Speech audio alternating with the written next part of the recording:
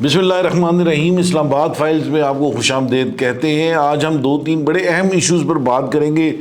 Pakistan air force کی جانب سے رافیل طیاروں کو گرائے جانے کے بعد بھارت میں ایک بار پھر یہ ڈیبیٹ شروع ہو گئی ہے، اور یہ ڈیبیٹ بہت شدت کے ساتھ شروع ہو گئی ہے کہ جب یہ فرانس سے یہ طیارے خریدے جا رہے تھے تو نریندر مودی نے اور اس کے قریبی ساتھیوں نے اس حوالے سے نہ صرف کک بیکس وصول کیے بلکہ کسی ڈوبتی ہوئی کمپنیوں کو سہارا دینے کے لیے تمام اقدامات کیے گئے۔ اس کے ساتھ ساتھ سعودی عرب کے دورے پہ ہیں امریکی صدر ڈونلڈ ٹرمپ۔ انہوں نے وہاں پہ پاکستان کے حوالے سے بہت تعریف کی ہے کہ پاکستان نے دہشت گردی کے خلاف جنگ میں امریکہ کا بہت بھرپور ساتھ دیا ہے۔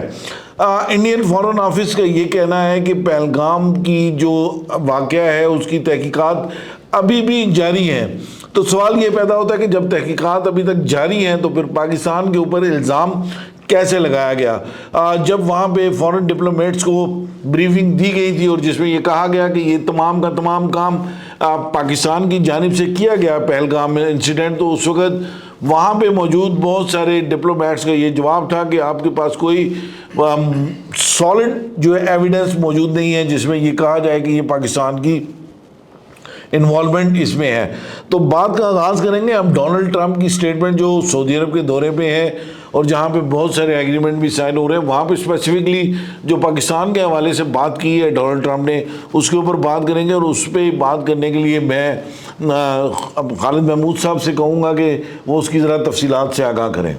جی دیکھیں جی، ڈونلڈ ٹرمپ جو ہے وہ انتہائی اہم دورے پر اس وقت موجود ہیں سعودی عرب میں۔ اس کے بعد انہوں نے قطر جانا ہے اور پھر UAE جانا ہے۔ بہت اہم معاہدے انہوں نے وہاں پہ کیے، جہاں انہوں نے پاکستان کے بارے میں خطاب کیا اور خاص کر انہوں نے ذکر کیا پاکستان اور انڈیا کی جو جنگ ہوئی ہے اس میں انہوں نے جو کردار ادا کیا اس کا بھی انہوں نے بات کی، اور جو پاکستان کا کردار ہے دہشت گردی کے خاتمے کے حوالے سے، امریکہ کے ساتھ جو تعاون ہے، دہشت گرد جو پکڑا گیا افغانستان سے اس میں جو ان کا تعاون ہے انہوں نے بالکل اس کا جو خیر مقدم بھی کیا۔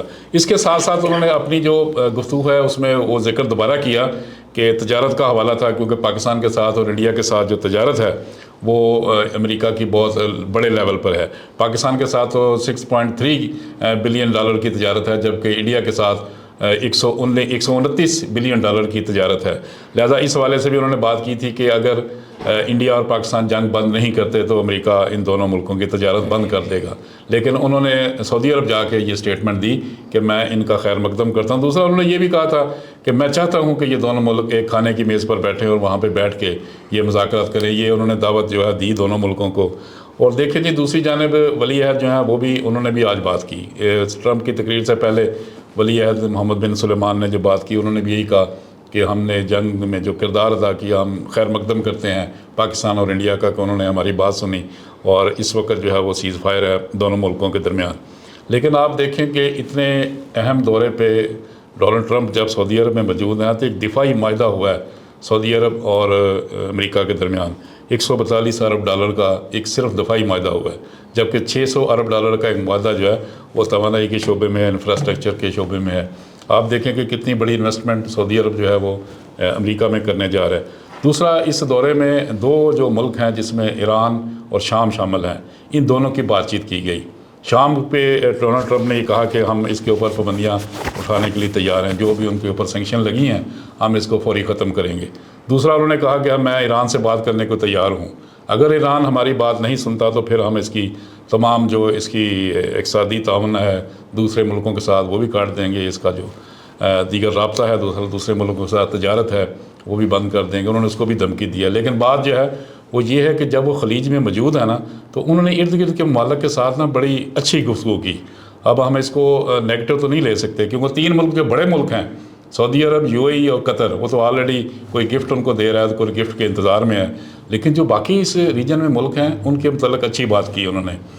دفاعی تعاون بھی ہو رہا ہے، اقتصادی تعاون بھی ہو رہا ہے۔ لیکن خالد صاحب، یہ ریجنل جو ڈیولپمنٹس ہیں اس کے حوالے سے تو ظاہر ہے امریکہ کا ایک موقف ہے، افغانستان ایران بھی کسی حد تک ان سارے معاملات میں صلح کی طرف جانا چاہتا ہے، لیکن کچھ اس کی بھی سرٹن ڈیمانڈز ہیں، کچھ سرٹن کنڈیشن ہیں۔ اسپیسیفکلی آپ ون لائنر کیا بتائیں گے کہ جو سعودی عرب میں بیٹھ کر ڈونلڈ ٹرمپ نے پاکستان کے حوالے سے یہ کہا ہے کہ پاکستان نے دہشت گردی میں بھرپور تعاون کیا ہے. اس کا امپیکٹ جو ہمارا ریجن ہے جس میں دہشت گردی کے خلاف، جس میں پاکستان ہے، انڈیا ہے، افغانستان ہے، یہ سارا ریجن ہے، اس حوالے سے آپ ذرا اس کو کیسے دیکھتے ہیں؟ دیکھیں جی، جب جو بائیڈن کا دور تھا اس دور میں تو پاکستان کے اور امریکہ کے تعلقات جو ہیں خاص کر دہشت گردی کے حوالے سے وہ اچھے نہیں تھے. تعاون جو انہوں نے دونوں ملکوں کے درمیان تھا وہ ختم ہو چکا تھا. اور دوسری جانب جب حکومت چینج ہوئی جو بائیڈن کے بعد، وہاں پہ نئی گورنمنٹ آ گیا، پوری سیٹ اپ آ گیا. اس کے ساتھ جو ہے سابق گورنمنٹ نے بھی اچھے تعاون کیا. لیکن جو موجودہ آئے ہیں اس میں جو خاص کر سب سے پہلے جو امریکہ پاکستان کی جانب سے گڈ جیسچر دیا گیا، وہ جو امریکہ کو مطلوب دہشت گرد تھے وہ حوالے کیے گئے امریکہ کے. اور اس کے اوپر جو ہے دونوں ملکوں میں ایک مرتبہ پھر جو بہت دوری تھی وہ ایک مرتبہ پھر ایک قریب آئے، دہشت گردی میں تعاون کی باتیں ہونا شروع ہو گئی.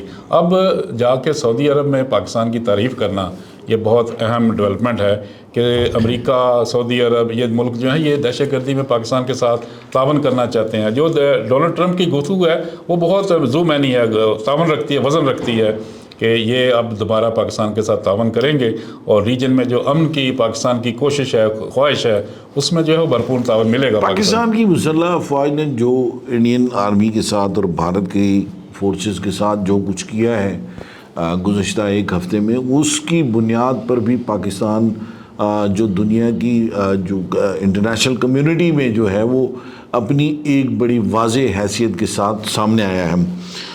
دوسرا ایشو بڑا امپورٹنٹ ہے اور وہ ایشو ہے کہ ایک دفعہ پھر رافیل جو ہے وہ سامنے آ گیا اور مودی کا وہ ڈرونا خواب بند کر اس کی زندگی سے باہر جانے کے لیے تیار نہیں ہے. بھٹی صاحب، بڑے کرپشن کے الزامات جو پہلے بھی لگے تھے دب گئے، ذرا کوئی تھوڑا سا ہسٹری تو بتائیں کہ یہ معاملہ کیا ہے؟ اچھا، رافیل کی ہسٹری بتانے سے پہلے میں دو جملے صرف خالد صاحب نے جو بات چیت کی اس کے حوالے سے. ایک تو یہ کہ یہ امریکہ کی جو ریوائول کیمپین چلی ہے نا، یونیپولر ورلڈ تھی، پھر آہستہ آہستہ تقسیم ہونی شروع ہو گئی.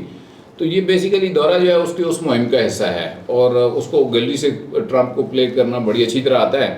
اور یہ وہ پرانے زمانے میں ہوتے تھے، پیر نکلا ادھر کو کہیں سے ککڑی کالی کہ تو بکرا کالا کہ تو واپسی تو ٹرک کرانا پہ جاتا ہے.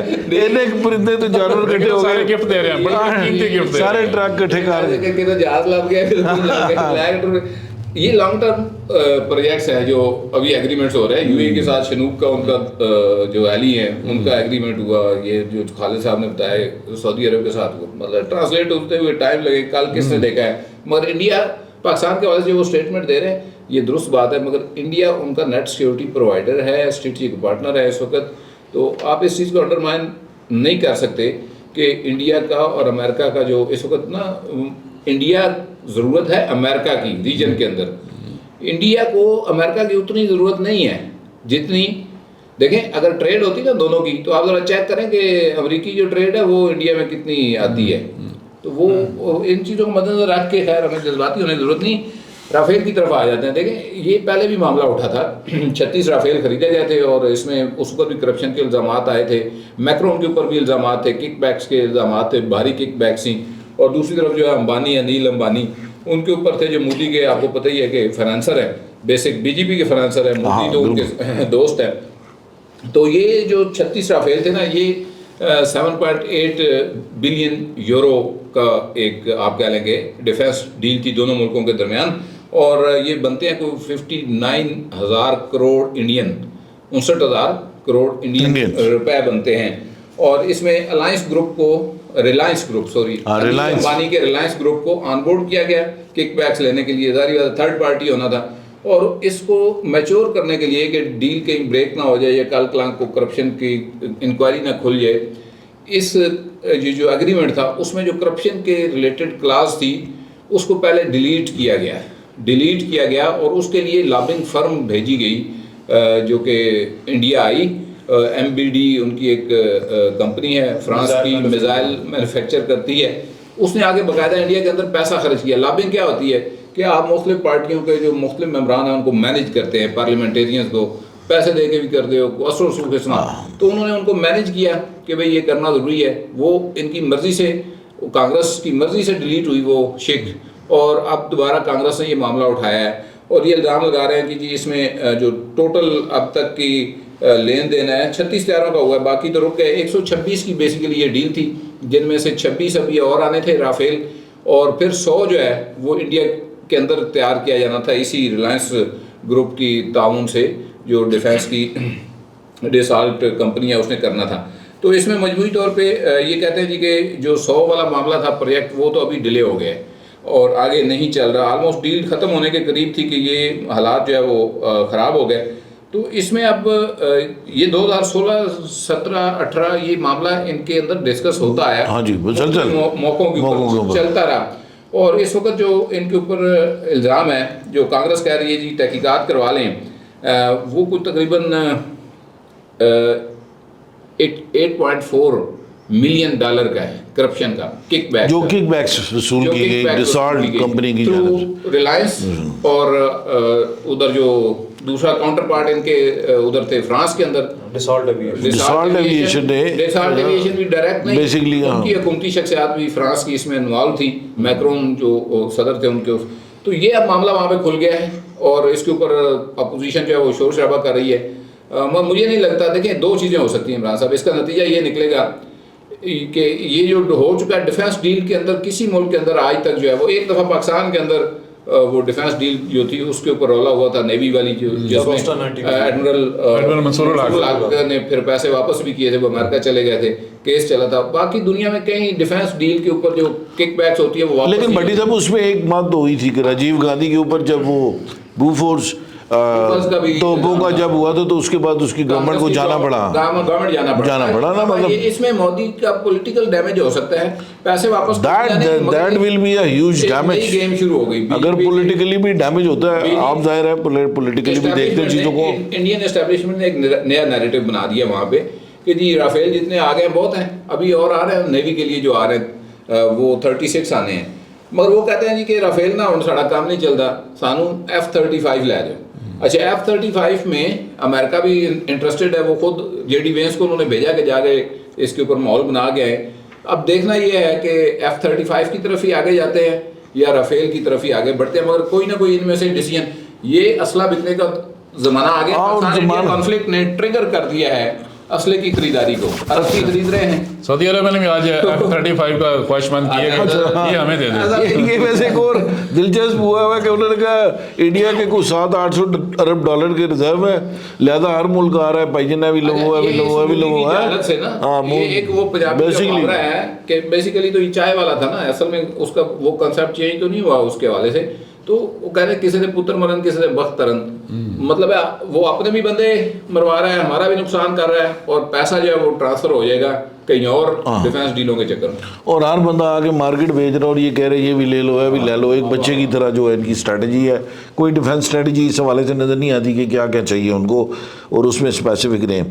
پہلگام کا واقعہ ہوا, دو ملکوں کے درمیان سٹینڈ اپ ہوا, اور اس کے بعد پاکستان نے انہوں نے براموس کے ساتھ ہمیں فائر کیا. پاکستان نے ان کی ایئر فورس, ان کی ایئر اسٹریپس, ان کی جو ان کی دیگر جو مختلف جگہیں تھیں, براموس کی مختلف جو اسٹوریج سائٹس تھیں, ان کو تباہ و برباد کر دیا. لیکن صرف یہ واقعہ جس کی بنیاد پہ انڈیا نے اگریشن کیا, وہ الزام یہ تھا کہ اس میں پہلگام واقعے میں پاکستان ملوث ہے. لیکن گزشتہ روز جو بھارتی وزارت خارجہ ہے اس کے ترجمان کا کہنا ہے کہ پہلگام واقعے کی تحقیقات تو ابھی جاری ہیں. فیصل رضا خان صاحب, رزلٹ پہلے آ گیا, تحقیقات جاری تھے, جی تباہی پورے پاسے لے گی دونوں پاسے. یہ بڑی عجیب و غریب بات ہے عمران صاحب کے, جیسے بھٹی صاحب نے کہا نا کہ یہ ہو سکتا ہے کہ پہلے رفال نہیں تھے تو جنگ نہیں جیتی. 2019 کا جو واقعہ ہوا پلوامہ کا, اور اس کے بعد رافیل کی دھوم تھی, اب رافیل تھا تو پھر جنگ نہیں جیتی, اب شاید F-35 کا ہوگا, اور اس کے ساتھ ساتھ پوری دنیا کو گمراہ کیا گیا. اس کے دو جو بڑے عام ہیں نا, ایک تو ہو سکتا ہے ڈیفینس ڈیلز کے لیے یہ پیسہ جو پڑا ہوا ہے انڈیا کے پاس, وہ شاید مودی اور اس کی کابینہ للچا رہی ہے کہ شاید اس کو جو ہے وہ ہتھیایا جائے. اور اس کے ساتھ دوسرا یہ ہے کہ دنیا کے اندر جو ہے وہ یہ ایک چیز مشہور کر دی گئی کہ جناب پاکستان جو ہے وہ ایک دہشت گرد ملک ہے, اور پہلگام واقعہ ہوتا ہے اور اس کے فوراً بعد جو ہے وہ پاکستان پہ الزام لگا دیا جاتا ہے, صرف محض 5 منٹ کے بعد. اب بھارتی وزارت خارجہ کے جو ترجمان ہے رندھیر جیسوال جو ہیں، انہوں نے ایک سوال کے جواب میں کہا کہ جی تحقیقات تو پہلگام واقعے کی ابھی جاری ہیں۔ اب یہاں پہ بہت ساری چیزیں سامنے آتی ہیں۔ ایک چیز آپ نے خود ذکر کی کہ جو بین الاقوامی مختلف ممالک کے جو سفراء دلی میں موجود ہیں، ان کو جو بریفنگز دی گئیں، اس میں کہا گیا کہ ہمارے پاس ثبوت موجود ہیں کہ پاکستان اس دہشت گردی میں ملوث ہے۔ ان کو گمراہ کیا گیا، پوری دنیا کو گمراہ کیا گیا، پھر پاکستان پہ براہ راست دہشت گردی کے الزامات لگائے گئے، پاکستان کی سالمیت اور خود مختاری پہ حملہ کیا گیا، پاکستان میں بے گناہ بچوں، خواتین، بزرگوں کا قتل عام کیا گیا، ٹھیک ہے۔ اب یہ بین الاقوامی جو قوانین ہیں، چاہے وہ انٹرنیشنل لا ہے، چاہے وہ انٹرنیشنل ہیومینیٹیرین لا ہے یا ہیومن رائٹس لاز ہیں، یہ اس کی شدید خلاف ورزی ہے۔ اقوام متحدہ کا جو چارٹر ہے اس کا آرٹیکل 2(4) جو ہے اس کی شدید خلاف ورزی ہے۔ اب اس میں واضح طور پر ہے کہ کوئی ایک ریاست دوسری خود مختار آزاد ریاست پہ جو ہے وہ طاقت کا استعمال نہیں کر سکتی، حملہ نہیں کر سکتی۔ اب اس معاملے کو میں ذاتی طور پہ سمجھتا ہوں کہ اس معاملے کو پاکستان کو سلامتی کونسل میں بھی لے کے جانا چاہیے، پاکستان کو جنرل اسمبلی میں قرارداد جو ہے وہ لے کرنی چاہیے۔ سلامتی کونسل میں اہم ممکن ہے کہ امریکہ، فرانس جو بھارت کے جو اتحادی ہیں، اور شاید روس بھی جو ہے وہ اس سلامتی کونسل میں آئی ہوئی قرارداد کو ویٹو کر دے۔ لیکن یہ معاملہ جو ہے، کیونکہ اب مسئلہ یہ ہے کہ یہ بیسیکلی جو بین الاقوامی جنگی جرائم کی عدالت ہے ICC، اس میں جانا چاہیے، لیکن پاکستان اور بھارت دونوں اس کے ممبر نہیں ہیں۔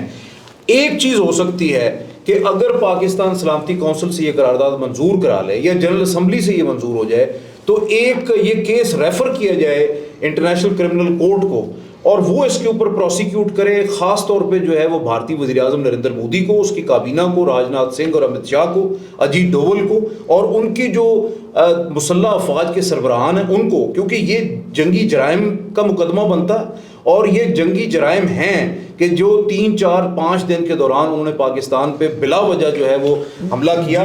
اور اس میں ایک اور چیز جو ہے وہ میں کہہ دوں کہ اس سلسلے میں پاکستان کو پوری دنیا کی جو ہے نا وہ حمایت بھی حاصل کرنی چاہیے، P5 کے ممبران کے ساتھ بات بھی کرنی چاہیے، اور جو سلامتی کونسل کے غیر مستقل اراکین ہیں ان کے ساتھ بھی لابینگ کرنی چاہیے۔ میں سمجھتا ہوں کہ یہ ایک بڑا اہم موقع ہے۔ اگر وہ قرارداد منظور نہیں بھی ہوتی تو کم از کم اقوام متحدہ میں انٹرنیشنل لیول پہ یہ ریکارڈ پہ ضرور آ جائے گا کہ بھارت نے عالمی بالکل پاکستان کی جو پولیٹیکل لیڈرشپ ہے اور پاکستان کی جو حکومت ہے اس کو ڈپلومیسی میں اپنے آپ کو ذرا بہتر کرنا ہوگا، اور اس کو زیادہ سے زیادہ ایک ڈپلومیٹک اوفینس لانچ کرنا ہوگا تاکہ پاکستان کا جو موقف ہے اس کو پوری دنیا کو سمجھایا جا سکے۔